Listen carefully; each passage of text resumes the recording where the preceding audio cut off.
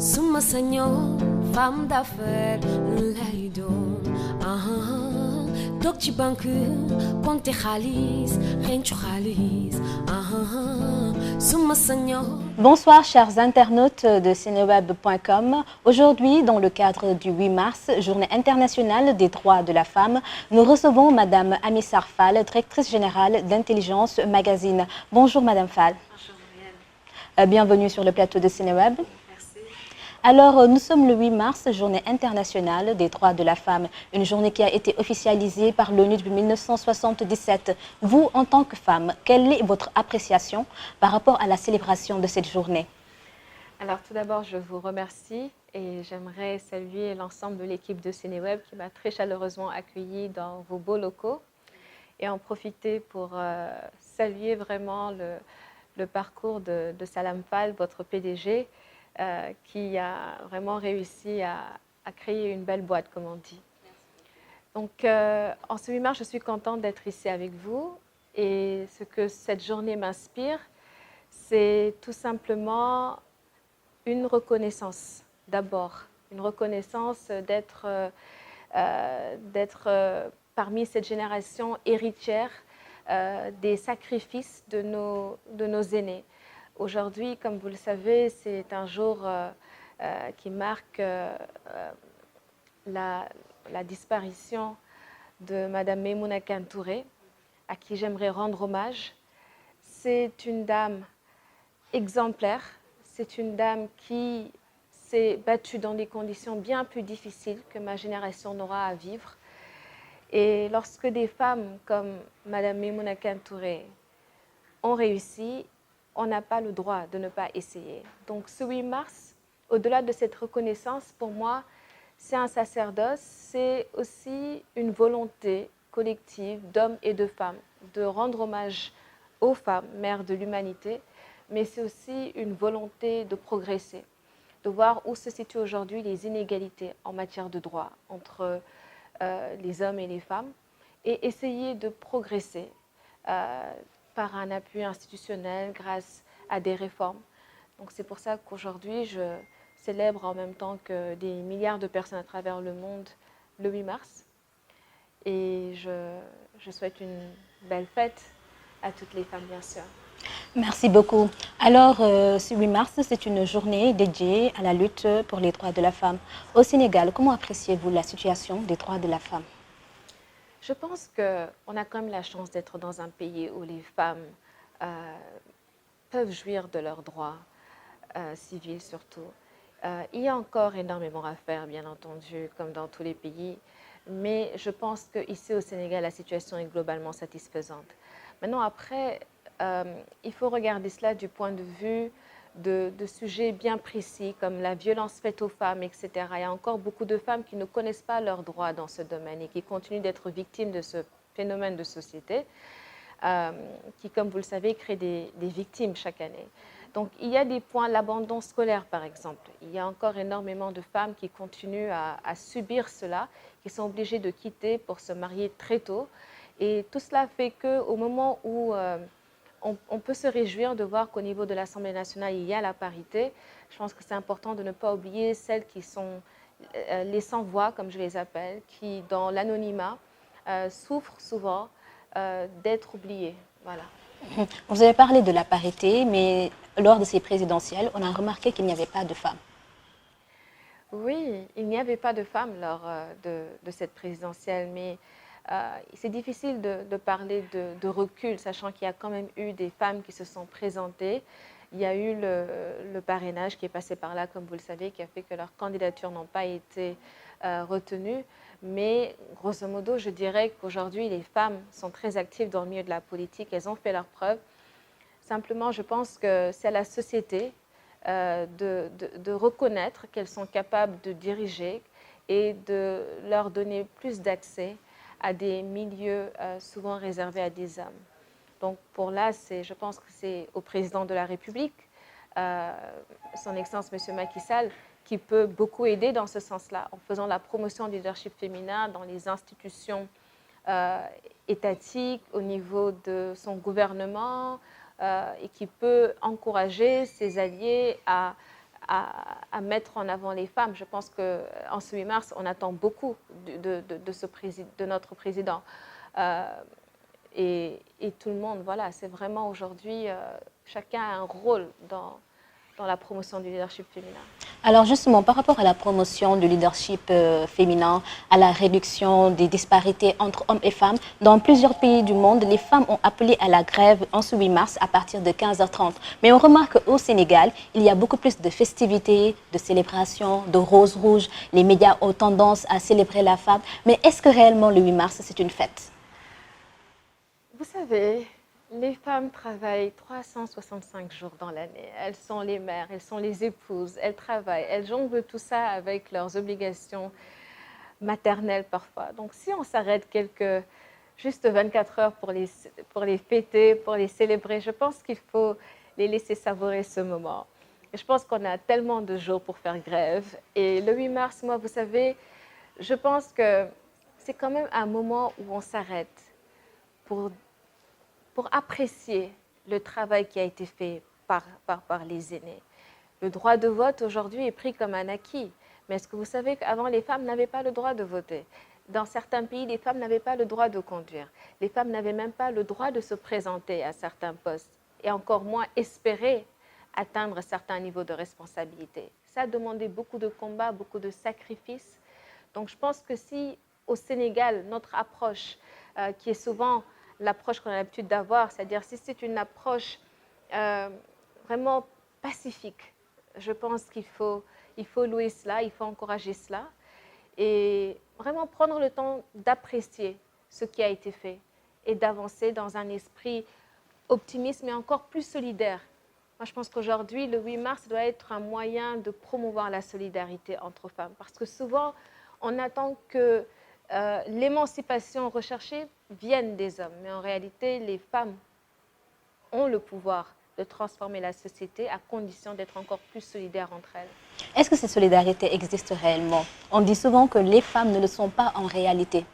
Alors, il y a des personnes qui disent que les femmes sont meilleures en amour, en preuve d'amour qu'en preuve d'amitié. Je ne sais pas si les gens ont raison de dire ça, mais je sais que les femmes dans la société doivent avoir un esprit de complémentarité renforcé, c'est-à-dire se dire qu'aujourd'hui, on ne peut pas avancer les unes sans les autres.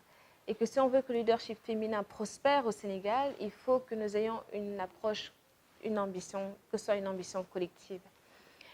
Et ça demande de promouvoir ce leadership dans tous les secteurs. Et pour cela, une seule femme ne peut pas. Il faut que toutes les femmes y parviennent. Et je pense que c'est là où on sentira véritablement la solidarité entre femmes. D'accord. Alors, certaines femmes ne célèbrent pas 8 mars au Sénégal, mais plutôt le 7 mars qui représente pour elles la célébration du Talatay Nder. Vous en pensez quoi? Vous savez, il y a un devoir de mémoire envers les femmes de Nder. Il y a un véritable devoir de mémoire parce qu'il y a quand même eu un sacrifice lourd. Mais vous savez, ça s'est passé il y a 2 siècles, plus de 2 siècles. Et je pense qu'il y a beaucoup de personnes encore qui ignorent vraiment cette histoire, ce que c'est qu'en réalité, ce sont des femmes qui ont refusé d'être les captives des morts, qui se sont enfermées dans une case et qui se sont brûlées vives. C'est une image très forte, très poignante, mais c'est surtout très extrême. Donc, je pense que si on met ça dans le contexte, on saura qu'à l'époque, il n'y avait peut-être pas d'espérance pour ces femmes et elles ont eu recours à une solution extrême. Une solution extrême. Vous savez, le féminisme, c'est une idéologie. Ce sont des mouvements de pensée. Chaque féminisme est propre à un contexte religieux, culturel, traditionnel. Et si on veut que ce féminisme soit accepté par les hommes, il ne faut pas qu'ils voient en ce mouvement un extrémisme. Et ça devient extrémiste lorsqu'on va à l'encontre des principes religieux dans une société. Et de ce fait, beaucoup de personnes, vous savez, il y a des féministes qu'on a même traités d'athées dans certaines sociétés parce que justement, leurs convictions dépassaient les croyances personnelles de leur public. Et donc, ça n'a pas marché. Je pense qu'il faut savoir, à un moment, il faut savoir évaluer la situation, évaluer le message et le faire évoluer. On n'est pas dans une logique extrémiste aujourd'hui quand on parle de féminisme, parce que quand même, les premiers féministes au Sénégal, moi je pense que ce sont les hommes. Parce que ce sont les hommes qui se sacrifient pour inscrire leurs filles à l'école. Les hommes, souvent, vous remarquez à chaque fois, donnent le nom de leur mère à leurs filles. C'est la preuve qu'ils ont beaucoup d'estime pour leurs filles. Quand tu donnes le nom de ta mère à ta fille, ça veut dire vraiment que ta fille représente tout pour toi. Donc, partant de ce principe, il ne faut pas les exclure. Il faut qu'ils comprennent qu'aujourd'hui, on n'est pas dans une logique extrémiste, mais dans une logique constructive, unitaire, solidaire, face aux problèmes auxquels sont confrontées les femmes. Donc, pour moi, le 8 mars aujourd'hui, ça doit surtout être un rappel, certes, de l'abnégation des femmes, comme les femmes de Talat-Taner, mais je pense également que ça doit être un moment pour, comme le dit le thème de ce 8 mars, ça doit être un moment pour déterminer dans les années à venir où est-ce qu'on veut que la femme soit et s'assurer que la femme y soit. Mais je vous dis tout de suite, les femmes ne peuvent pas y arriver seules. Elles auront besoin des hommes pour y arriver. Et ce seront nos meilleurs partenaires dans ce combat. Alors, féminisme extrême, on parle même de sextrémisme. Vous jugez que donc cela dessert la lutte pour la cause des femmes? En fait, on est arrivé à un moment, du point de vue économique, du point de vue social, où tout le monde sait que la société ne peut plus aller sans les femmes. Donc, cette approche qui consiste à exclure cette partie de l'humanité est devenue utopique. On ne peut plus aujourd'hui dire qu'on ira sans les femmes. Donc, partant de ce principe, on est obligé de trouver un compromis. Et ce compromis, pour moi, il faut que les deux parties soient à l'aise. D'abord, il faut que les femmes n'aient pas un discours, surtout celles qui sont féministes, n'aient pas un discours qui va à l'encontre des valeurs. Je vous donne un exemple très simple. Il y a beaucoup de femmes aujourd'hui qui pensent qu'elles ne peuvent pas être leaders parce que des féministes les ont pointées du doigt comme des femmes soumises parce qu'elles ont, par exemple, accepté la polygamie ou parce qu'elles ont décidé qu'elles resteraient femmes au foyer, etc. Il faut donner à chacun son mérite dans une société si on veut qu'un combat avance. Les femmes qui veulent promouvoir le leadership féminin ne peuvent pas y arriver en excluant une partie, presque la majorité des femmes dans ce pays. Donc, si aujourd'hui on se trace une ligne copiée pour la plupart d'un modèle étranger à nos réalités, forcément il y aura une fracture. Donc, si on veut que le mouvement féministe prospère au Sénégal, il faut qu'on revoie un peu les choses, qu'on n'oublie pas nos réalités religieuses, nos réalités culturelles, et que le mot émanciper cesse de faire peur. Parce que émanciper, en réalité, c'est quoi? Émanciper, c'est progresser. Et je pense qu'aujourd'hui, tout le monde a envie de progresser. Si on veut que le Sénégal se développe, il faut qu'au niveau de tous les secteurs, que les femmes soient présentes. Mais je vais juste dire aussi à tous ceux qui s'opposent un peu à ce progrès du leadership féminin, qu'à chaque fois que les femmes ont eu les mêmes chances que les hommes, je donne pour preuve l'école, elles ont souvent été les premières. C'est vrai. Alors, le thème de cette année, c'est penser équitablement, bâtir intelligemment et innover pour le changement. Ça veut dire quoi? Ça veut dire aujourd'hui que l'innovation, d'abord, j'aimerais dire que, si vous remarquez, les thèmes deviennent de plus en plus inclusifs.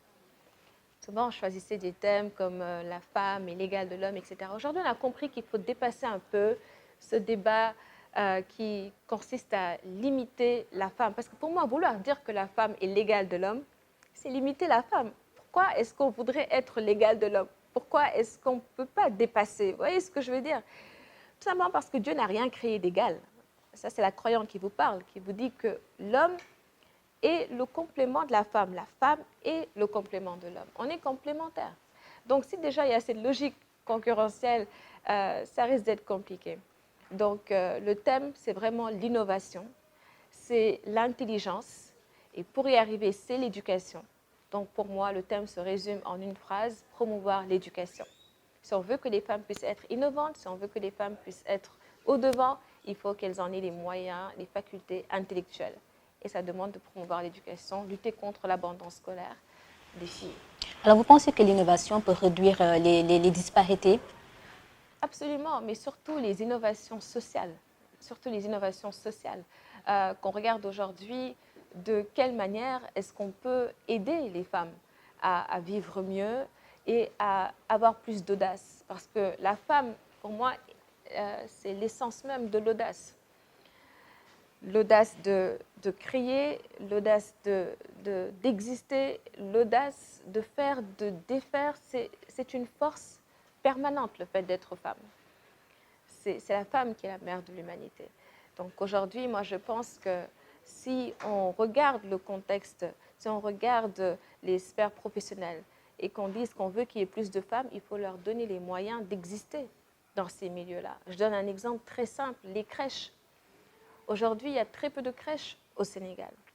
Et là où nos gouvernements peuvent aider, c'est vraiment en faisant en sorte que les femmes aient plus de facilité à aller au travail, avoir quelque part où confier leurs enfants, etc. Parce que c'est ça qui fait qu'il y a un décrochage et que beaucoup de femmes aujourd'hui n'osent pas travailler parce qu'elles ne savent pas comment garder leurs enfants. Au niveau de l'Assemblée nationale, on peut réfléchir à des lois qui vont permettre aux femmes d'avoir plus de confort au sein de la société. Donc vraiment innovation dans ce sens-là. D'accord, on voit aussi que le Sénégal a ratifié beaucoup de conventions sur le plan international, mais il y a un hiatus profond entre ce que disent les textes et leur application. Est-ce que les femmes sénégalaises sont réellement conscientes de leurs droits? Vous savez, pour moi, droit sous-entend direction. Où est-ce qu'on veut mener cette lutte pour le progrès social des femmes? Ça ne peut pas aller sans devoir. Vous savez, droit et devoir, pour moi, doivent être perçus au même niveau. Si on veut pouvoir savourer les droits qu'on confère à la femme, il faut également que les femmes soient conscientes de leurs devoirs. Leurs devoirs en tant que citoyennes. Ne pas accepter d'être dans une logique passive en disant que tout va venir vers nous. Ne pas penser que le combat, d'autres vont le mener à notre place. Il faut que les femmes soient de véritables actrices de développement et qu'au-delà de réclamer des droits, qu'elles fassent comme d'autres femmes ont fait. Je reviens sur Mme Maimouna Kane qui racontait que quand elle est née, on ne voulait pas que les filles aillent à l'école. Elle a choisi le dialogue. Elle est allée rencontrer ceux qui ne voulaient pas que les femmes aillent à l'école. Elle a échangé avec eux et finalement, ils ont été d'accord qu'elle aille à l'école. Regardez, elle est devenue une des femmes les plus importantes de la République, de l'histoire de la République sénégalaise. Donc, pour dire qu'aujourd'hui, les femmes doivent être dans une logique de dialogue, dans une logique d'échange, mais dans une logique également de faire leurs preuves. Parce que vous savez, quand il y a le talent, quand il y a le mérite, c'est difficile qu'il y ait de la discrimination. C'est ce que je pense. D'accord. Alors, entre 2017 et 2018, on a recensé 5680 cas de violences conjugales. Est-ce que ces violences dont les femmes sont victimes ne réduisent pas un peu l'affirmation de leur leadership au sein de la société? Vous savez, les causes de la violence, c'est souvent l'ignorance. Parce qu'aujourd'hui, ceux qui pensent qu'en faisant preuve de violence envers une femme sont forts se trompent, c'est de la faiblesse. Mais les femmes qui vivent ces moments, ces femmes doivent être mieux soutenues par leur entourage. Il y a certaines croyances qui ne sont pas vraiment basées sur une quelconque vérité. Dire à une femme que si elle veut que ses enfants soient teki, comme on dit en Wolof, si on veut que ses enfants réussissent, il faut qu'elle accepte de prendre des coups, il faut qu'elle accepte d'être victime de violences extrêmes. J'ai envie de dire à ces femmes qui tombent dans ce piège, qu'est-ce qui se passerait si aujourd'hui vous perdiez la vie à cause de cette violence-là? Que vont devenir vos enfants? Donc, moi je pense qu'une femme doit se dire mes enfants d'abord. Mes enfants d'abord. Et bien entendu, c'est un sujet qui reste encore tabou dans notre société, la violence conjugale. Mais je veux juste dire à tous ces pères, ces ses frères qui voient leur fille ou leur sœur être dans de telles situations, il faut les sauver. Parce que souvent, ça finit par être tragique. On finit par le regretter et c'est trop tard. Moi, je dis, tout le monde peut faire des erreurs. Tout le monde peut faire des erreurs. Mais tout le monde a également le devoir d'être conscient de ces erreurs-là, de se rattraper et d'éviter le pire. Parce que quand des gens se marient, c'est pour être heureux. Quand il y a des problèmes et que ça tourne, ça devient de la violence, je pense que ça peut demander de la thérapie, mais ça peut également demander de la correction. Voilà. Alors, violence verbale et violence physique aussi. Récemment, un religieux arabe a dit que la polygamie était une agression envers les femmes. Vous en pensez quoi? La polygamie est une agression envers les femmes. Serais-tu prête à être dans un foyer polygame? Alors, je vais commencer par répondre à la première question. La polygamie est une agression envers les femmes. Écoutez, moi, mes grands-parents ont tous été dans des ménages polygames, du côté paternel comme du côté maternel. Donc, ça fait partie de mon identité quelque part. Je ne peux pas, aujourd'hui, parce que je suis un personnage public, rejeter cette partie-là de mon identité. Parce que je ne peux pas rejeter ce que la voie que mes grands-mères ont choisie. Je pense que c'est un choix personnel. Comme on dit, le cœur a ses raisons que la raison ne connaît point. Moi, je ne veux pas être comme ces féministes qui viennent dans des plateaux télé qui disent non, non, non à la polygamie, il faut refuser. Et puis après, quelques temps après, vous entendez qu'elles sont troisième femme ou quatrième femme de... Donc, quand on n'a pas une propre maîtrise sur sa vie, on ne peut pas prétendre avoir une maîtrise sur la vie d'autrui. Donc, pour moi, la polygamie, c'est un choix personnel. C'est un choix que je respecte. Ce n'est pas un choix que je vais juger, parce que je me dis, les gens sont libres de faire les choix qui leur appartiennent, qui leur reviennent. Mais n'oublions pas que la religion a quand même, si on se base sur la religion pour justifier ce choix, la religion a demandé de traiter les femmes avec équité, mais au-delà, je dirais également que la religion demande à tout un chacun d'avoir une responsabilité sur sa famille. Donc, si on décide de choisir un tel ménage, naturellement, il faut s'assurer que les enfants n'en seront pas victimes, que les enfants ne verront pas leur avenir pris au piège. Donc, aujourd'hui, c'est ça ma position sur la polygamie. Je pense que les femmes qui suivent cette voie-là méritent autant de respect que les femmes qui ne suivent pas cette voie-là. C'est un choix personnel et voilà. Et seriez-vous prête à vous engager dans un foyer polygame? Vous me posez la question devant les caméras de Sénéweb, en face du Sénégal, je ne vous répondrai pas. Donc, je prends la réponse pour un oui alors. Alors, donc, bon, on sort un peu du 8 mars, 4,5 millions de célibataires au Sénégal. C'est un chiffre qui a fait beaucoup couler d'encre ces derniers jours. On a l'impression que le mariage semble être défini comme une fin en soi pour toutes les femmes. Moi, j'ai une question pour vous. Il y a combien d'hommes célibataires au Sénégal? Pourquoi on est allé chercher le nombre de femmes célibataires et pas le nombre d'hommes célibataires? Et vous savez bien qu'on est 50%. Donc, s'il y a 4,5 millions de femmes qui sont célibataires, ça veut dire qu'il y a 4,5 millions d'hommes qui sont célibataires. Donc, il faut arrêter ce choix sélectif d'aller toujours à l'endroit des femmes pour essayer de montrer qu'elles sont encore des victimes. Ces femmes, j'aimerais dire que les 4,5 millions de femmes qui sont pointées du doigt comme étant des femmes célibataires sont des femmes pour la plupart méritantes. Ce sont des femmes qui sont des soutiens de famille. Ce sont des femmes qui se battent pour leurs parents, pour que leurs parents soient fiers d'elles. Ce sont des femmes qui ont fait leurs études ou qui travaillent dans des conditions parfois difficiles parce qu'elles veulent garder leur dignité. Il ne faut pas qu'être célibataire au Sénégal soit un complexe.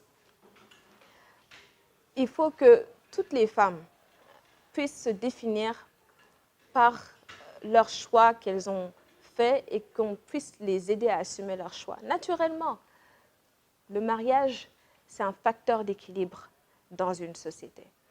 Mais s'il y a aujourd'hui un regard qui est posé sur ces femmes qui sont célibataires, il faut également que les hommes se posent le même regard. Pourquoi est-ce que ces femmes ne veulent pas, soit les hommes ne veulent pas épouser ces femmes, ça m'étonnerait. C'est peut-être les femmes qui ne veulent pas que les hommes. Je pense qu'aujourd'hui, il y a une réciprocité qui est là. Comme on dit, les hommes ne peuvent pas aller sans les femmes ne peuvent pas aller sans les hommes. Il faut qu'on essaie de voir aujourd'hui des facteurs plus rationnels, plus logiques, plus réalistes pour justifier cela. Je vous donne un exemple, l'économie. Épouser une femme, la plupart des hommes le font à condition d'avoir un métier, d'avoir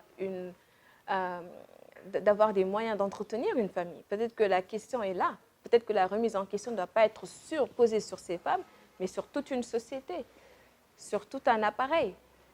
C'est ça, en fait, je pense qu'il faut voir. Il faut voir comment faire en sorte de créer les conditions pour que les hommes puissent épouser des femmes. Et que les hommes également incarnent les valeurs que les femmes attendent. Et justement, à propos de ces valeurs, comment définirez-vous l'homme idéal? Deux qualités qu'il lui faut. L'homme idéal. Ah, vous posez de ces questions. Écoutez, vous savez, les femmes ont l'habitude de voir l'homme idéal à travers le regard qu'elles portent sur leur père, souvent. Moi, je pense que l'homme idéal, c'est d'abord un homme travailleur. Souvent, on pense que l'homme idéal, il doit être riche, il doit être ou célèbre, ou etc. Mais ce n'est pas ça la finalité dans une relation. Parce que s'il y a deux choses qu'une relation ne garantit pas, c'est la beauté et l'argent. Je pense qu'il faut au contraire se dire qu'une relation, c'est deux personnes qui choisissent de regarder dans la même direction et qui se construisent mutuellement. Donc pour moi, l'homme idéal, c'est d'abord l'homme qui vous ressemble ou qui pourra vous, non pas compléter, parce qu'un homme ne peut pas vous compléter, mais complémenter. C'est ça qui est le plus important. C'est quelqu'un qui aujourd'hui vous accompagne dans votre carrière, qui partage vos valeurs et surtout quelqu'un qui reconnaît que vous êtes partenaire dans la vie. Je pense que c'est ça qu'il faut rechercher chez un homme et ne pas chercher la perfection parce qu'elle n'existe pas. Est-ce que la carrière de la femme n'est pas un frein à son mariage des fois? Ça peut l'être. Ça peut l'être. Ça peut l'être quand on n'a pas la chance de tomber sur une personne qui est compréhensive.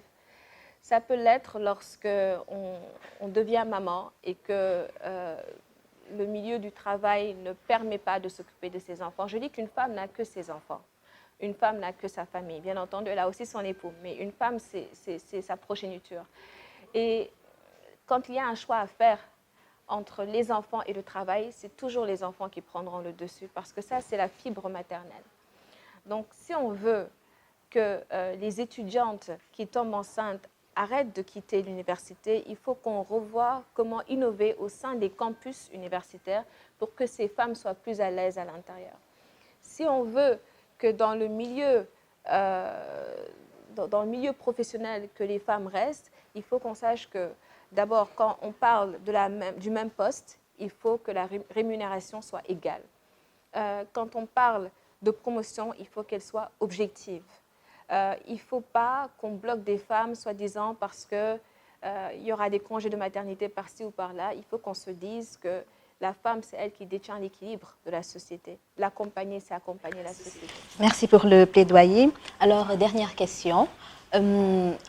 L'interruption volontaire de grossesse entre 2017 et 2018, 59 cas ont été recensés. 33 femmes croupissent actuellement à la prison de Rufisque pour cause d'avortement. Certaines personnes, certaines femmes défendent la théorie selon laquelle la femme doit pouvoir disposer de son corps, d'autres non. En tant que femme, vous en pensez quoi? Vous savez, ce sont des questions tellement sensibles. Et lorsqu'on a la chance d'être écouté, d'être suivi, ça ne justifie pas de se donner le droit d'imposer sa vision à qui que ce soit. C'est un choix qui repose sur des convictions personnelles, religieuses. C'est également un choix qui est influencé par beaucoup de facteurs que je ne maîtrise pas forcément. Tout ce que je peux dire, c'est que il ne faut pas se mettre dans la position de juge parce qu'on est soi-disant connu. Je me suis toujours abstenue de l'être. Et ce n'est pas aujourd'hui que je vais changer cette position. C'est un choix que chacun fera en fonction de ses croyances. Ce n'est pas quelque chose sur lequel je donnerai un avis dans l'esprit de partager ou d'influencer. Je dirais que c'est un choix que les gens analyseront en fonction de leurs convictions. D'accord. Alors, merci, Madame Fall. Mais, si vous permettez, je pense qu'il faut beaucoup de sensibilisation pour éviter à beaucoup de personnes de tomber dans des difficultés. D'accord. Merci beaucoup. Merci pour la réponse. Merci à vous. Alors, merci aussi d'avoir accepté notre invitation. C'était un plaisir de vous recevoir sur ce plateau. Merci beaucoup. C'est moi qui vous remercie. Voilà. Alors, merci, chers internautes de Seneweb, de nous avoir suivis. À la prochaine et bonne fête de 8 mars à l'ensemble des femmes. Femme d'affaires, lay doon. Tok ci banque, compte xaalis.